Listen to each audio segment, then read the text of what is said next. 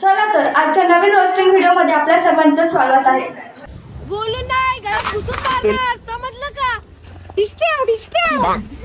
गोली मार भेजे मे। दिवाळीच्या सुट्ट्यांचा यांच्यावर लयच परिणाम झालेला दिसतोय।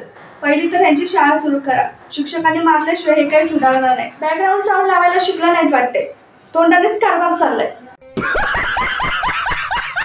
तू जर मला हे फॉर ॲटिट्यूड दाखवला ना तर मी पण तुला बी फॉर बावर येणार नाही, समजलं का? दीदीचा हा व्हिडिओ जर तिच्या घरच्यांनी पाहिला तर दीदीला सी फॉर चप्पलचा मार देते। व्हिडिओ काढणारा नको, एडिटिंग करून देणार आपण। तर ते एडिटिंग नसतं का एडिटिंग असतं एडिटिंग। मुळात म्हणजे तुला एडिटिंग शिकणाऱ्याची नाही तर इंग्लिश स्पीकिंग शिकवणाऱ्याची गरज आहे।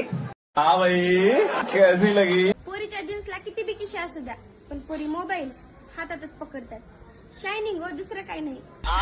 कुठून कुठून येतात रे असले मूर्ख। प्रत्येक प्रजातीचे काही ना काही येडे असतातच। दीदीला वाटतं शायनिंग मारण्यासाठी ही फोन हातात घेऊन फिरते, म्हणजे पूर्ण दुनियाच तशी करते। पण दीदी तू तुझ्या छोट्याशा युनिव्हर्स मधनं जरा बाहेर निघ।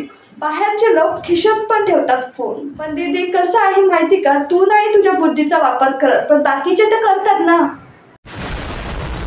काही पण म्हणा, पण जिंदगी 2019च्या आधीची चांगली होती। हो दीदी खरं आहे तुझं, कारण तेव्हा तिला शाळेतला फुकटचा भाग भेटायचा ना, आणि आता भेटत नाही, त्यामुळे ती बोलत असेल कदाचित। पण थोडं ऍडजस्ट कर आता। आम्हाला पण लायकी चांगलीच काढता येते हो, पण काय करणार, काही लोक लायकी काढायच्या पण लायकीची नाही।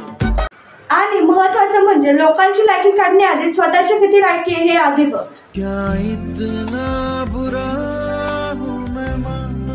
King is beautiful but money is powerful. मला तर आज कळलं क्वीन ब्युटिफुल असतो, मी तर हँडसम समजत होते। दीदीने बिचाऱ्याला डायरेक्ट ब्युटिफुलच बनवून टाकलं। पापा की परी, पापा की परी। आयुष्य खूप काही शिकवते, पण आम्ही निर्लज्ज, आमच्या लक्षातच राहत नाही। पहिल्यांदा खरं बोलणारी मुलगी इंस्टाग्रामवर बघितली, निदान निर्लज्ज आहे एवढं तरी एक्सेप्ट करते। बात तो सही है दौड़ना तो पड़ता।